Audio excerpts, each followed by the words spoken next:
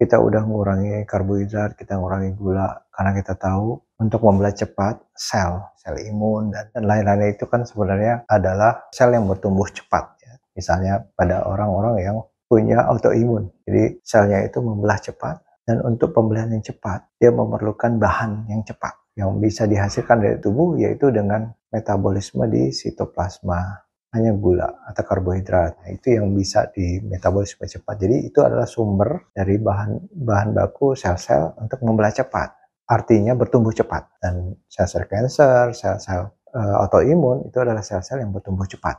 Karena kita udah tahu seperti itu, sehingga kita mengurangi sumber-sumber karbohidrat atau gula yang dari makanan. Walaupun tubuh sebenarnya bisa sendiri membentuk gula. Cuma sebagian orang melakukan puasa, mengurangi karbohidrat, sehingga mitokondrianya jadi lebih baik, selnya jadi lebih sehat, dan perkembangan kanker atau sel autoimunnya jadi terhambat.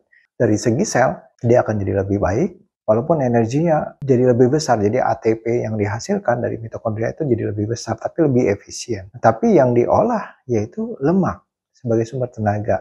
Memang lemak ini menghasilkan jumlah energi atau ATP yang besar dibandingkan gula di sitoplasma. Tapi proses untuk pengolahan gula di sitoplasma itu kan jauh lebih cepat. Jadi untuk pertumbuhan sel-sel bakteri, sel-sel virus, sel-sel autoimun, dan sel-sel kanker itu kan lebih cepat memakai gula dibandingkan lemak. Nah, kekurangannya pada saat melakukan intermittent fasting atau diet rendah karbohidrat gula, insulin akan turun. Padahal insulin ini adalah hormon yang anabolik untuk membentuk. Insulin juga memacu mamalian reptilian torsi untuk membentuk anabolik, membentuk lemak, membentuk otot, membentuk protein. Nah, karena insulinnya rendah, sering sekali pembakaran energi dari lemak sehingga lemaknya menipis. Lemak menipis, orang yang mengkurus, insulinnya rendah, dan untuk membentuk lemak lagi atau anabolik, membangun lemak lagi tidak semudah kalau kita insulinnya lebih tinggi. Dan hebatnya badan kita itu, kalau energi sudah dihasilkan banyak dari mitokondria, dia tidak akan pakai sitoplasma banyak. Jadi artinya, kalau sitoplasma sudah banyak membuat energi, mitokondrianya justru merusak karena tidak dipakai. Dan semakin rusak mitokondria, semakin mudah hancur selnya.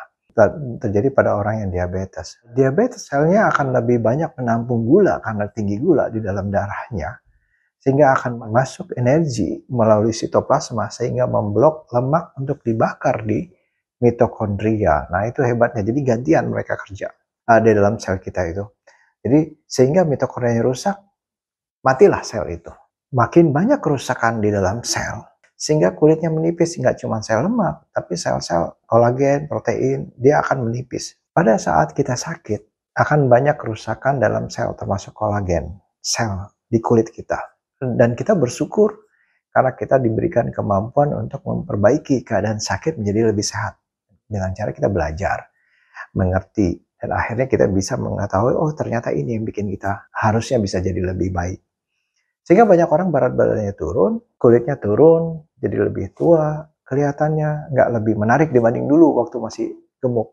Dari segi laboratorium lebih bagus, tapi dari penampilan mungkin jadi nggak lebih bagus. Terus yang disalahkan adalah tumpukan lemak di bawah sel. Sebenarnya enggak. Bukan tumpukan lemak di bawah sel, tapi kulit kita menipis. Kulit itu kolagen. Kenapa kulit menipis? Karena banyak sel yang rusak. Kenapa banyak sel rusak? Karena sebelumnya kita sudah ada sakit metabolic syndrome.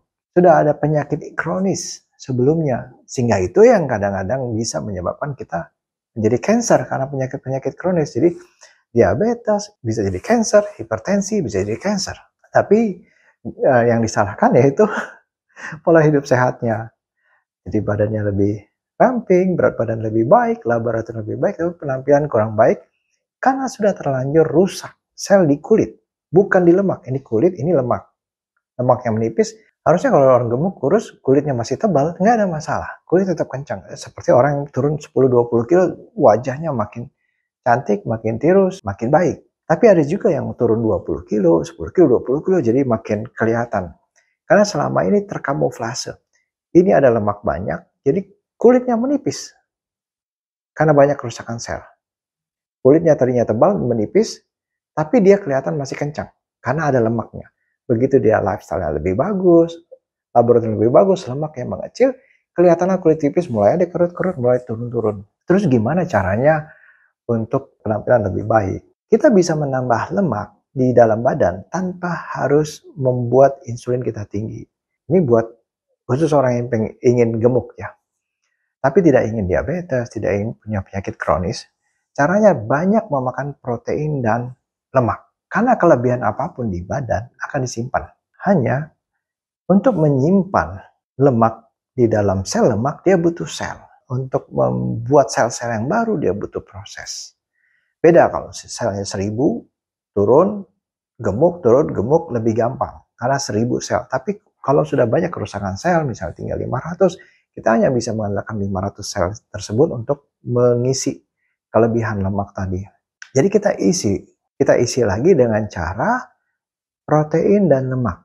Kalau ikan digoreng, kalau perlu disantan, daging digoreng, kalau perlu dikasih santan, atau Anda pakai minyak-minyak waktu di makanan Anda, sayur dikasih minyak-minyak misalnya, atau Anda minum VCO atau MCT untuk menambahkan lemak, atau Anda misalnya kulit ayam, kulit daging dengan kulitnya, jadi untuk menambahkan lemak tambahan di dalam tubuh Anda. Kalau Anda ingin gemuk ya, tanpa menaikkan resiko gulanya tinggi. Jadi Anda harus makan protein bersama lemaknya. Buah-buahan misalnya seperti alpukat yang mengandung banyak lemak. Ya, kacang-kacangan, protein dan lemak. Jadi Anda bisa makan itu untuk menambahkan lemak di badan Anda. Nah, tapi juga mesti dilihat, apakah Anda butuh lemak atau memang otot Anda mengecil? Otot Anda juga kecil, nggak pernah dilatih. Jadi kalau gitu kita makan protein. Saya makan protein 10-20 telur, nggak bisa bikin otot saya besar kalau saya nggak latih. Kita harus bikin stres di otot kita, jadi dengan cara olahraga. Jadi olahraga penting, apalagi kalau survivor cancer. Mesti olahraga. Jangan lagi bikin kerusakan dengan cukupkan tidurnya. Tidur cukup, makan makanan yang mesti dicampur sama lemak-lemak atau minyak-minyak untuk menambahkan kelebihan energi di dalam tubuh sehingga akan dirubah jadi lemak di badan Anda. Tapi supaya bagus, otot juga harus dikembangkan. Jadi artinya Anda harus olahraga. Olahraga apa yang memicu ototnya membesar? Olahraga yang memberikan stres ke otot. Jadi harus terbebani ototnya.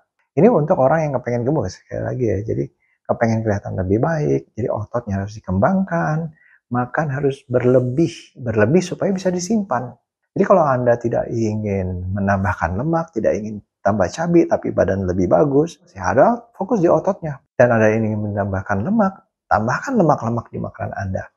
Mungkin Anda pakai butter atau keju atau minyak-minyak di dalam makanan Anda. Jadi seperti itu caranya untuk Anda yang kurus, kepengen lebih baik tapi tidak menambahkan penyakit dalam badan Anda. Itu makanan yang Anda mesti pilih.